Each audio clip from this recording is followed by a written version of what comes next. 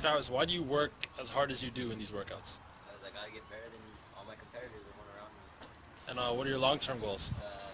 Play at Division One school and go to the NBA. Travis Chambers, my little brother. As his older brother, you'd expect that it would be me teaching him everything. But honestly, I think he's taught me just as much. Let me explain. They say the best way to learn something is to try to teach it to others. And I've found that that's definitely true. Whenever I break down moves to teach Travis, it reminds me of important little details that I realized I'd been neglecting myself as a player. It also reminds me of why those details are important. So while teaching him, it's almost as if I'm teaching myself all over again. But an area far more important that Travis has taught me about has more to do with the mental side of the game rather than the actual skills. Travis has seen almost all of my ups and downs as a player. In my life, I've been cut 3 times from teams, and Travis has seen how I've dealt with it each time. See, I always use moments like that as motivation, and not only did I go on to reach those levels, but I also exceeded them every single time. Now, in the 9th grade, almost 2 years ago, Travis was cut from the Pickering High School junior boys team. And I think that was a very significant and pivotal moment for him. See, that moment right there made him extremely angry. But instead of letting that anger drag him down, he used it to his advantage. See, I always preached that we all have the power to turn almost any negative situation into a positive one with the right mentality.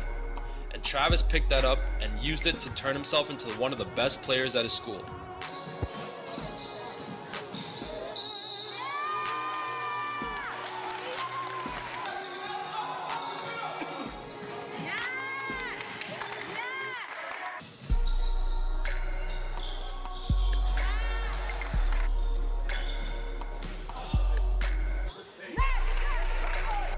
Easy to drop that. But him getting cut was also a very important learning point for me too. It made me realize that he is always watching. At that point, I realized how important it was that I set a good example and continue to inspire him. Now, as much as it hurts to admit them, I make sure that he's aware of all of my mistakes so that he doesn't repeat them. For example, I've been way too passive throughout my playing career. And when I see him do it, it really gets to me because I always feel like it's my fault. I know he looks up to me, and I can't help but feel like he's just doing what Big Brother does sometimes. But throughout this summer especially, I've been stressing to him that he absolutely cannot play passively. And that's another way that he's holding me accountable, because every time I feel myself slipping down that path, I always remember that someone who is depending on me is always watching. I can guarantee that Travis has put in way more work than a lot of the players he's played with and against, and I'm always on him about showcasing that. I feel like I've learned so much about what it takes to be a great player, and you could say that I've been using that knowledge to mold him early on. And after this weekend especially, I know for a fact that it's working. You'll see what I'm talking about shortly. Right now, Travis is overall smaller than most people he's going up against. That's just a fact. But Travis really is the perfect person to talk about when defending my point that the game is mostly mental. For one, he's very competitive and hates to lose, even against me. Just a few weeks ago, he vowed to never ever go scoreless against me or anybody else ever again. And so far, he's kept that promise. But I know that just scoring 1 or 2 is not enough for him. He still gets mad when I beat him no matter what the score is. And I know I talk a lot about a lot of other players being sponges and listening attentively, and they are, but Travis is also one of those guys. But the thing with Travis is that he's always working out with me, every day, so he's constantly learning. Not only that, but he also lives with me, and of course we're together almost all day every day. Because of that, he's able to pick up more from me, and his learning process has been accelerated. Now, when I came back from school earlier this summer and watched that first tournament Travis was in, he played well, but he was maybe the 3rd option on that team. But his progress since then has been remarkable. As you saw in episode 4, he was named an All-Star for the league that his team played in, and even dominated that All-Star game. And now, this past weekend, he took things even further. Now, Travis had a really rough first day in that tournament. He showed some flashes, but in the first game he only had 10, 4, and 4 on 4 of 11 shooting. The second game that day was even worse, with Travis only getting 9, 2, and 5 assists to go along with 5 turnovers on 3 of 13 shooting. Despite the highlights you're seeing, it definitely was not a good first day for him. But Travis showed that he is truly mentally strong. As I said earlier, you can almost always turn a negative situation into a positive one.